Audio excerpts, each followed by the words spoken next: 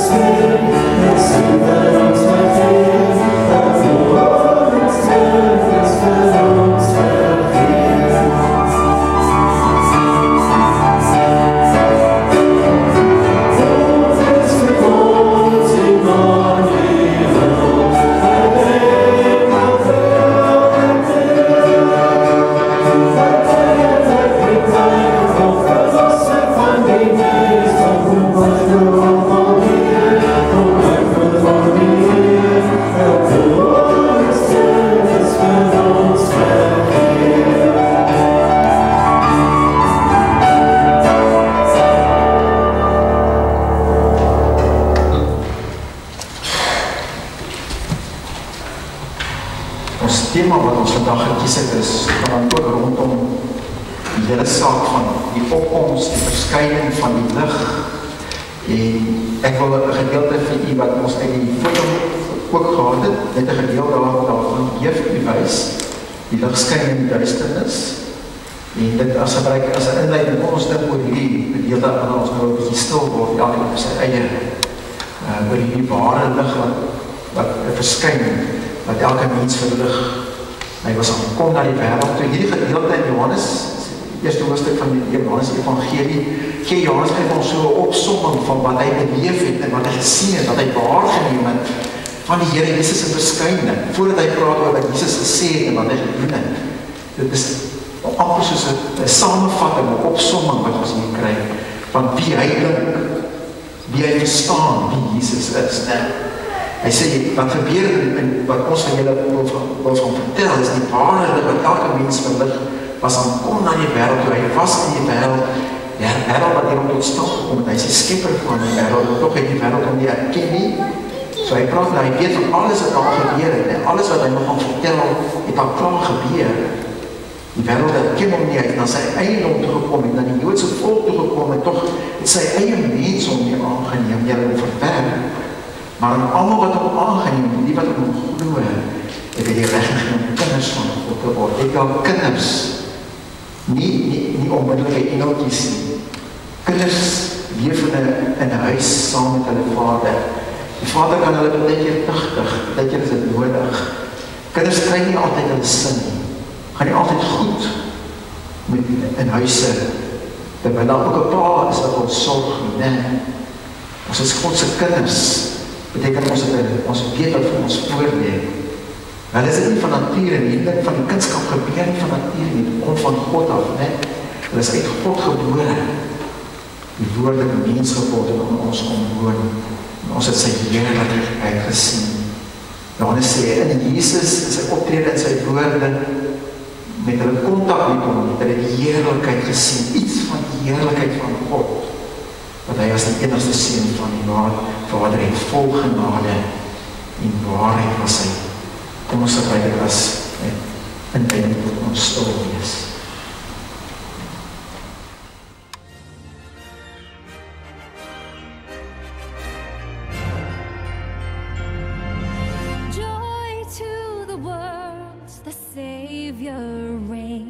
Let men their songs employ,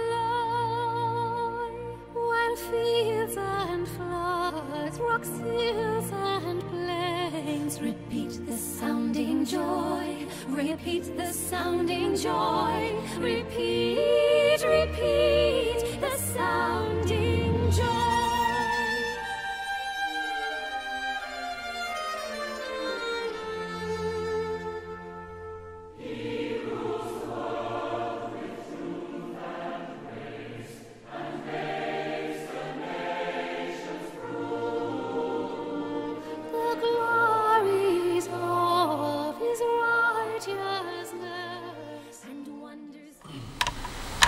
Ek dink die tekst wat Johannes bewuslik of onbewuslik aangesluit het, wanneer hy daar in Johannes 1 skrywe, is ook ons tekst van vandag, Jesaja 60. Jesaja 60, hy lees daar van die eerste 3 verse. Voor ons het lees, kom ons word stil vir die Here.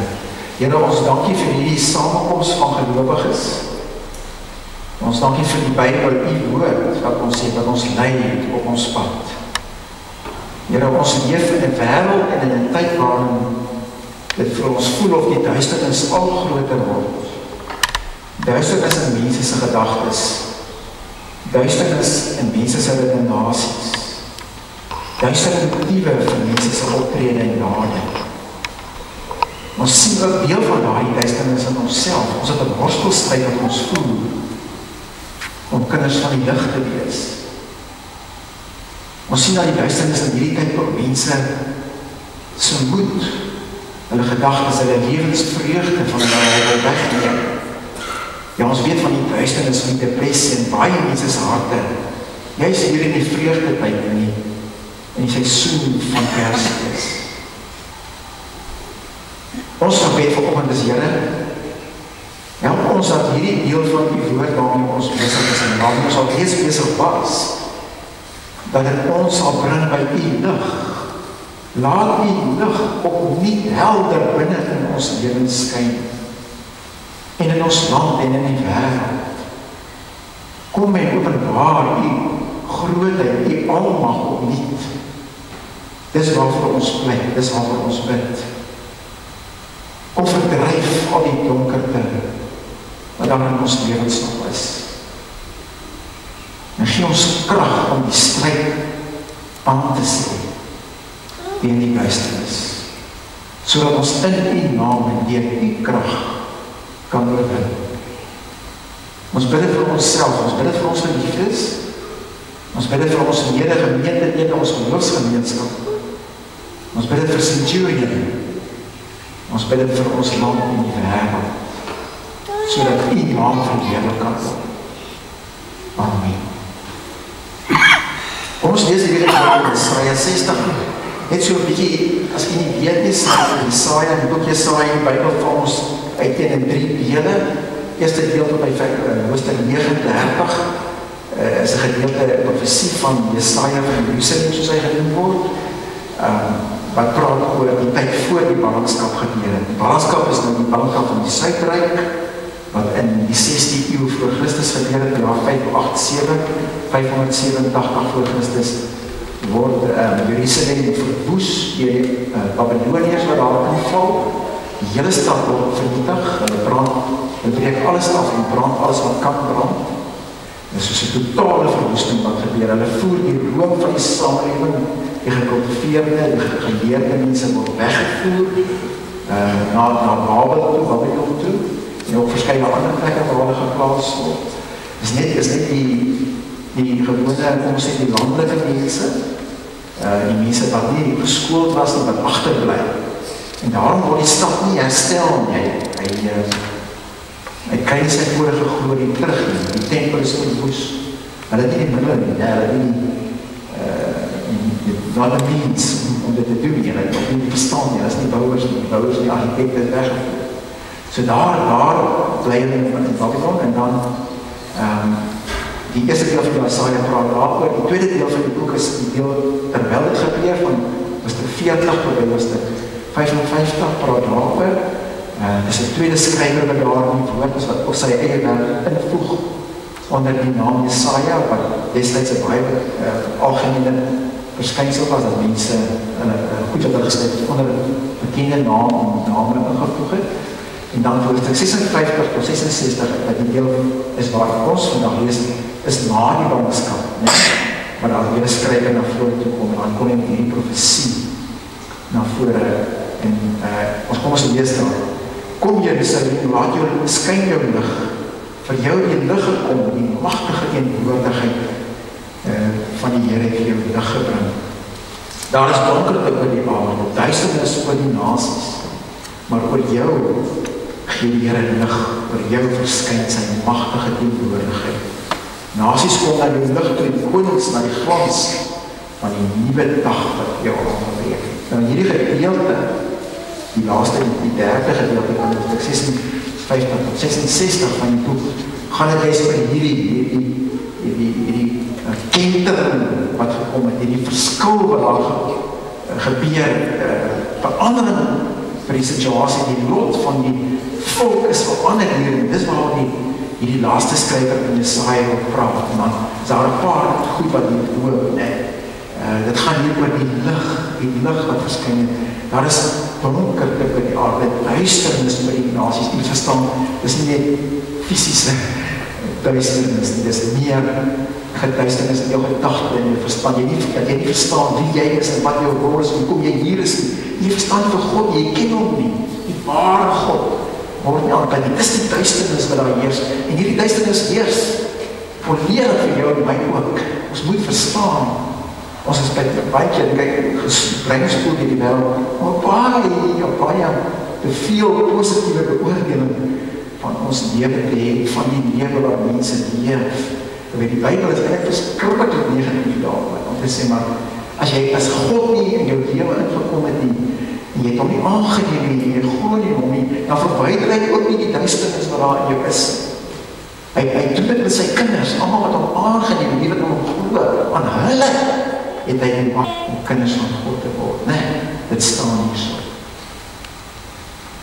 So as ons daai geskiedenis in die kerk en veroorlog, in 587 gebeur hierdie vernietiging van die tempel, en dan, wat ons hier lees is ongeveer, wat hier in Jesaja 60 staan, jy kan nog so die prijs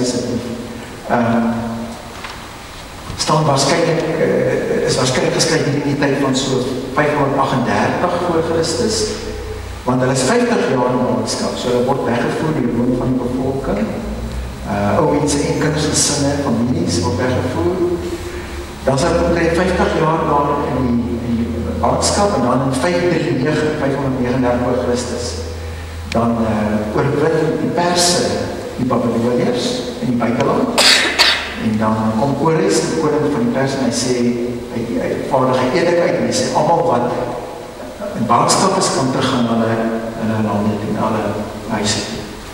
Ook vir die Jode, dit geld ook vir die Jode, maar nou, dit lê in ruïne in Jerusalem en in Juda. Nee, alles is is verbrand, alles is stikkend. So hier kry ons dan te doen met die moeilikheid dat waar die tempel en die stad en die mure herbou moes word,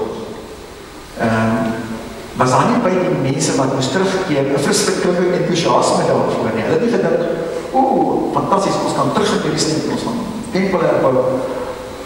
Want onthou, daar eintlik 'n senior geslag uitgesterf terwyl hulle in ballingskap was. Dis nou die jonger geslag, die seuns en die dogters wat moet terugkeer, en daar bestaan nie vreeslik kom ons sê enthousiasme, hulle is maar eintlik 'n bietjie traag gewees. Dis ook die tyd waarin daar baie ontwikkeling in die res van die destyds bekende wêreld was, Turkye en Italië en Frankryk. So daar was baie ander plekke waar na toe mense kon gaan as Korees jou vryspreek. Hoekom gaan jy nou terug na 'n plek waar alles in vernietiging lê? Gaan liewer na 'n plek toe waar jy kan met jou gesin 'n lewe vir jou maak, waar jy kan voortleef, né? Die geskiedenis was vir hulle duister, hierdie mense, hierdie Jode, wat gesê, hoekom het hierdie vir ons gebeur? Hulle was in 'n verskriklike stryd om te sê, maar hoekom het God toegelaat dat sy tempel verwoes word? Hulle toekoms was vir hulle uitsigloos in die beloofde land. Hulle in die Here het hulle nag beleef, né? Hulle het gedink dat God dalk vir ons vergeet. Ek dink jy ken, ons kan assosieer met hierdie situasie waarin hierdie mense hulle bevind. Die broer en suster, veral in 2020, ek en jy ken daai gevoel. Daar's 'n verskeidenheid van dinge wat oor ons kan kom. Ons almal deel daar, ons lees die koerante, ons kyk die televisie, golf na golf, slegte nuus spoel oor ons. En as ons dink die korona word nou 'n bietjie sagter en ons kan omwen, dan kom daar nuwe golwe op oor ons. Dis die duisternis van die tyd in ons gemoed indra, nie waar nie. Ek en jy moet so paraat, attent daarop wees dat in jou en my ook kan gebeur.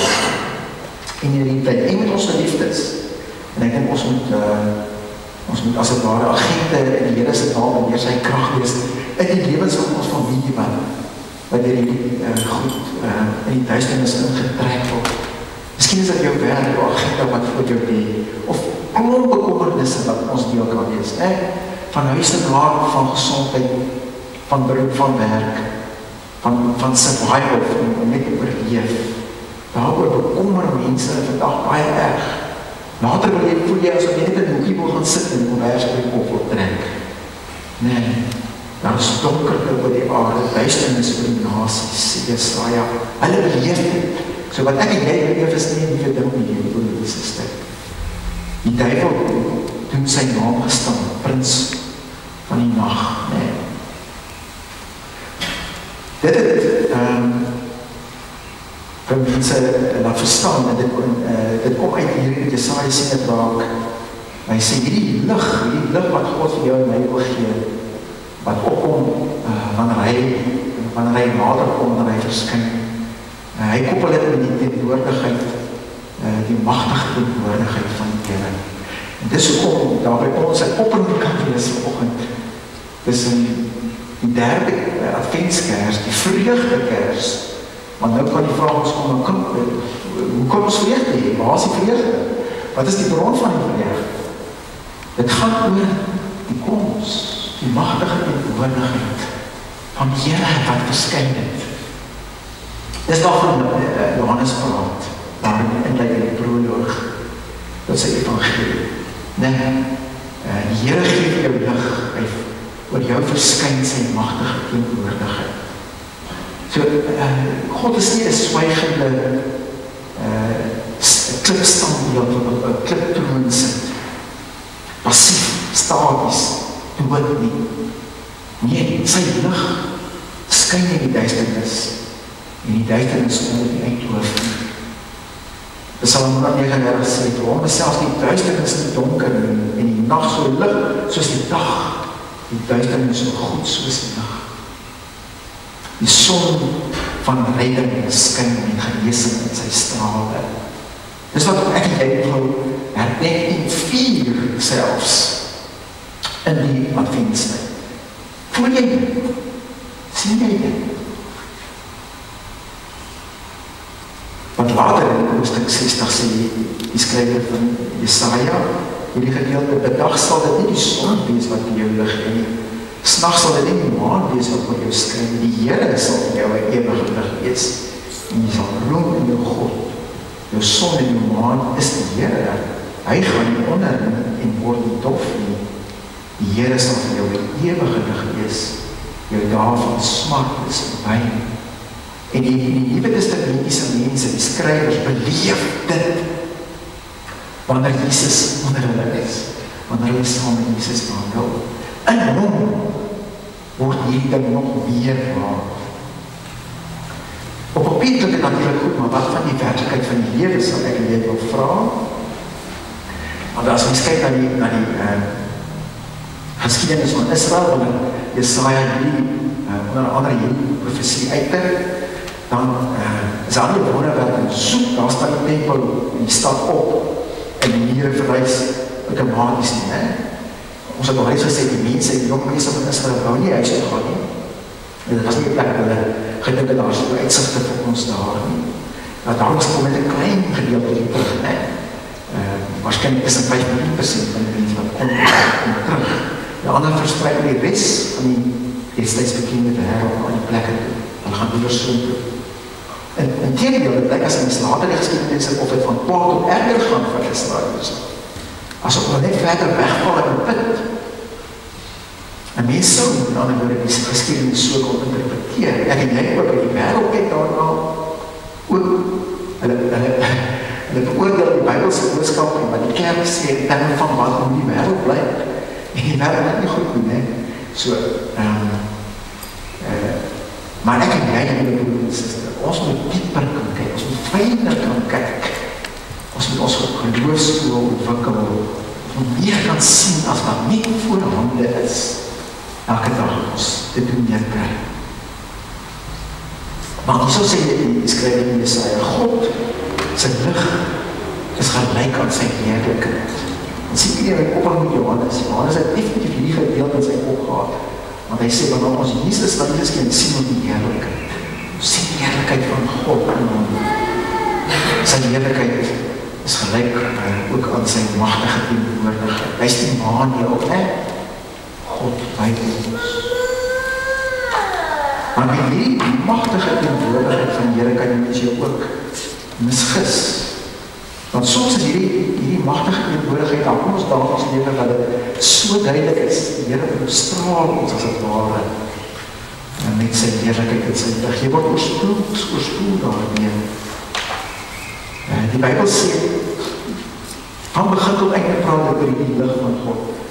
Van Genesis al waar die Here gesê dat dit lig is, tot in Openbaring, waar daar staan, daar sal nie meer nag wees nie. Die mense gaan nie die lig van die lamp of die lig van die son nodig hê, want God self gaan hulle lig gee. So van begin tot einde is hierdie ding daar. En Jesaja se lewe, weet jy wanneer beleef hy dit? Wanneer voel ek dat hierdie lig vir ons so duidelik is dat hy daaroor so kan praat, is wanneer Kores die eerlijke uitvaardig dat almal kan terugkom huis nie. En dat daar wel mense kom met die gedachte kom ons herbou. Die stap kom ons herbou, dat die tempel weer herleef. En 5:5 is die tempel klaar herstel in die tweede tempel. Dan is die tempel weer in die gang, as daar weer kulte staan, dan bedryf weer hulle bloedkulte staan. En dan word Jesaja sien hy die terugkeer, die herstel na die ballingskap, sien hy hoe God vir hulle 'n nuwe begin gee, dat daar kinderen, dat daar 'n draaipunt gekom het in die geskiedenis van die wêreld. En snaaks genoeg, as ons net daai gedeelte gaan lees uit daai laaste van Jesus. Dit gaan verder net as die herstel van die Israeliete daar in Israel. Daar's vergesigte wat geopen word, sodat ons dit kan koppel, en onmiddellik dat nie dat die Nuwe Testamentiese skrywer, soos ek gesê het, Johannes onder andere koppel dit, hulle verstaan dat in Jesus het God finaal na ons toe gekom. Maar soms is dit so dat mens die magtige teenwoordigheid van die Here beswaarlik met jou mense ook kan sien. En dan is jy uitgedaag, dan word jy gechallenged. dan blyk dit eerder in die steengeluidjies en die skoppende beentjies van 'n babatjie in Bethlehem. En as God jou nie verlig nie, sal jy nie verstaan. Jy sal dit nie so insien. Lees my die Koran, wat mense sê, oor die baba in Bethlehem. Of jy sal dit nie sien in die sterwensangs van 'n man in die pikdonker van Getsemane. Om die waarheid te sê, Johannes sê hierso, in daai gedeelte wat ons gelees het, om die heerlikheid van God te sien, sit nie in ons mense bloed nie. Dit is 'n gawe van God. Dit is 'n gevolg van die wedergeboorte van jou sinne. Maar wanneer jy dit sien, wanneer God het jou oopmaak, en jy sien, dan moet jy ook vier. Dis wat ons ook doen. Nee, dis ook dan ook aan vreugde wees vandag, in midden van jou en my situasie.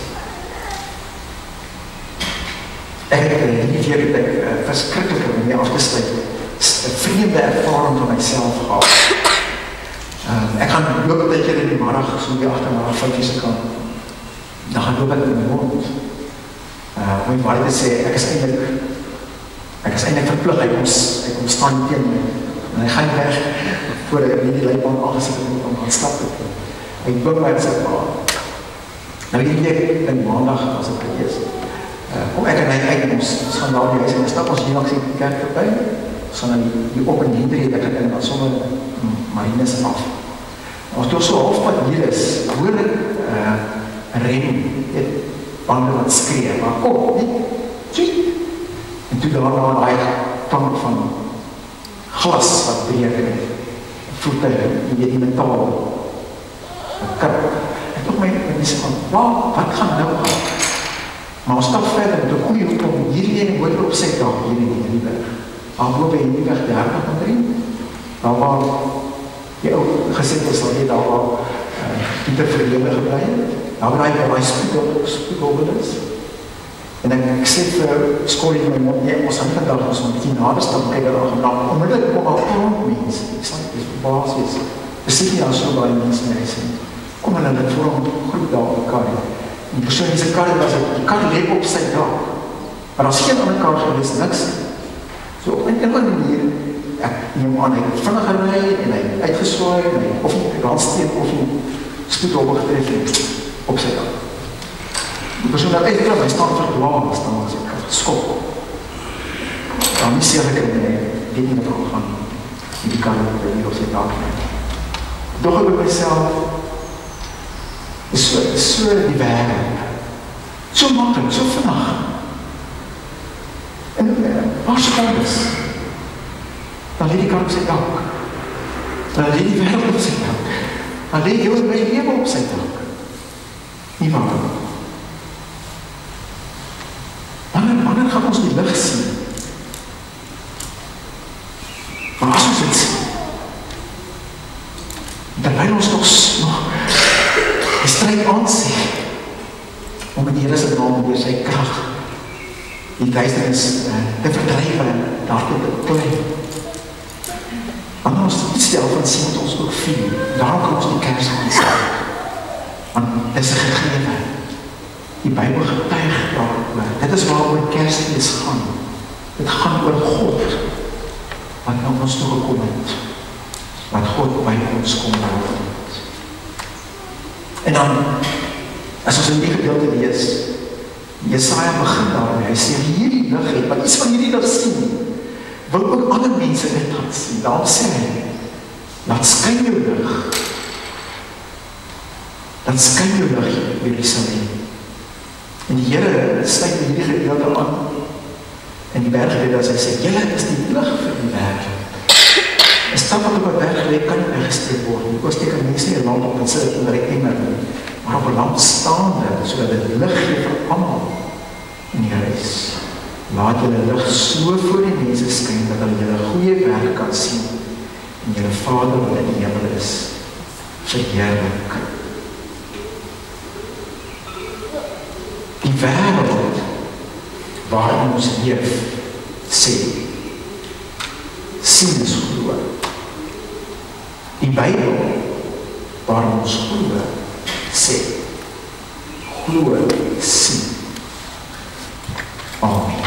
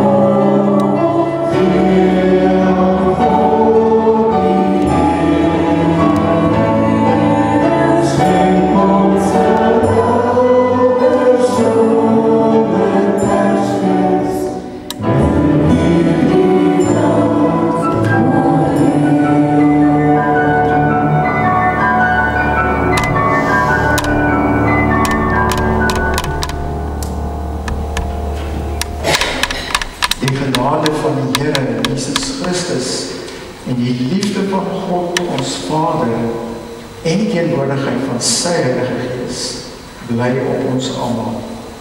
Amen.